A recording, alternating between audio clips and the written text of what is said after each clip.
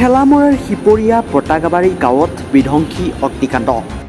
ঠেলামৰা ৰাজহ চক্ৰ এলেকাৰ শিপৰীয়া পটাবাৰী গাঁৱৰ এঘৰত বুধবাৰে পুৱা 10:30 সংঘটিত হৈছে বিধ্বংসী অগ্নিকাণ্ড।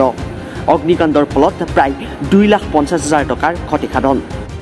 উল্লেখযোগ্য যে ঠেলামৰা ৰাজহ চক্ৰ এলেকাৰ শিপৰীয়া পটাবাৰী গাঁৱৰ বাসিন্দা অশোক আচাৰ্যৰ ঘৰত যে সংঘটিত হয় এনেধৰণৰ বিধ্বংসী অগ্নিকাণ্ড।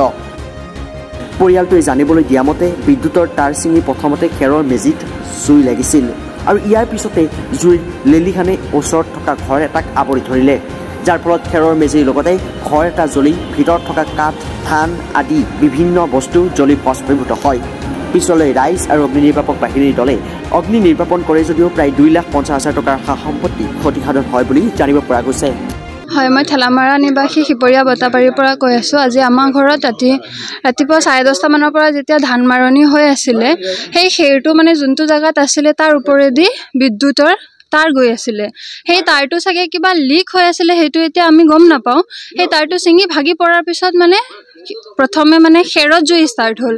যেতিয়া জুই ষ্টাৰ্ট হ'ল আমাৰ ৰাইজবাসী আহিলে, পানী চানী দিছে, কিন্তু জুইটো নুমাব নোৱাৰিলে যিহেতু অগ্নি নিৰ্বাপক বাহিনীক অলৰেডি ফোনটো কৰি দিয়া হৈছিলে, কিন্তু তেখেত অহালৈকে ইমান পলম হৈ গ'ল। আমাৰ গোটেইখিনি ধান, খেৰ, ঘৰ, কাঠপাত আদি চব জ্বলি নষ্ট হৈ পৰিলে, যাৰ কাৰণে আমাৰ প্ৰায় 2-2.5 লাখ টকাৰ লোকচান হৈছে।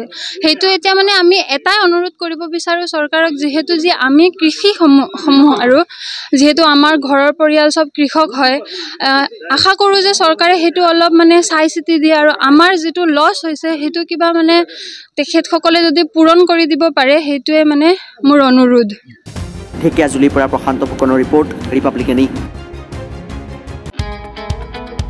মহানগৰীত উৎকৃষ্ট হোটেল দ্য ভিলা, আদৰ্শপুৰ বাৰ্লিন নম্বৰ 1। কাহিলীপাৰা সৰ্বশিক্ষা অভিযানৰ কাৰ্যালয়ৰ কাষতে হোটেল দ্য ভিলাত আছে উৎকৃষ্ট মানৰ সা সুবিধা, য'ত আছে আটকধুনীয়া কোঠা, লগতে পাব লাক্সাৰী সুইট আৰু ডিলাক্স ৰুম। তদুপৰি ৰেষ্টুৰেণ্টত পাব আপোনাৰ মন পচন্দৰ সুস্বাদু খাদ্য আৰু পাব বাৰ আৰু ছুইমিং পুল। দ্য ভিলাত পাব আপুনি নৈসংগিক পৰিৱেশ আৰু সুস্বাদু খাদ্যৰ সম্ভাৰ।